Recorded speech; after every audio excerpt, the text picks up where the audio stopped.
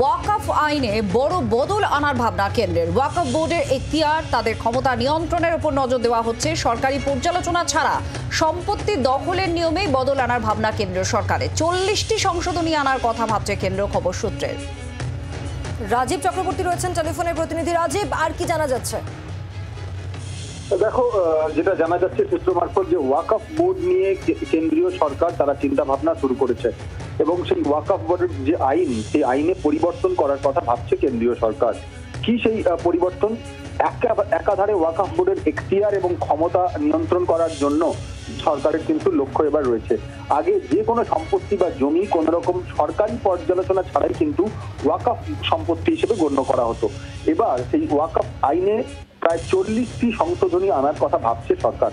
যে কোনো সম্পত্তি বা জমিতে যদি ওয়াকফ বোর্ড দাবি জানায়, তাহলে বাধ্যতামূলকভাবে সরকারিভাবে তার পর্যালোচনা হবে নতুন যে পরিকল্পনা করছে সরকার সেই আইনে।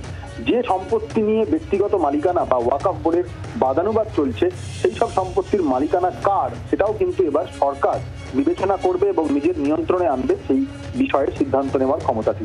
এমনকি ওয়াকফ বোর্ড গঠন এবং পরিচালনার ক্ষেত্রে গুরুত্বপূর্ণ পরিবর্তন, বেশ কিছু পরিবর্তন আনতে পারে সরকার, এমনটাই কিন্তু জানা গিয়েছে। এবং সূত্র মারফত জানা যাচ্ছে যে শুক্রবার মন্ত্রিসভার যে বৈঠক হয়েছে, সেই যে বৈঠকের পরে অশ্বিনী বৈষ্ণব তিনি একাধিক জাতীয় সড়কে টাকার অর্থ বরাদ্দের কথা ঘোষণা করেছেন।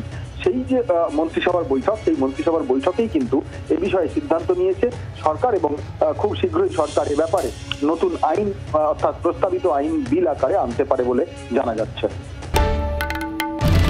বাংলার আওয়াজ, বাঙালির আবেগ, জি 24 ঘন্টা।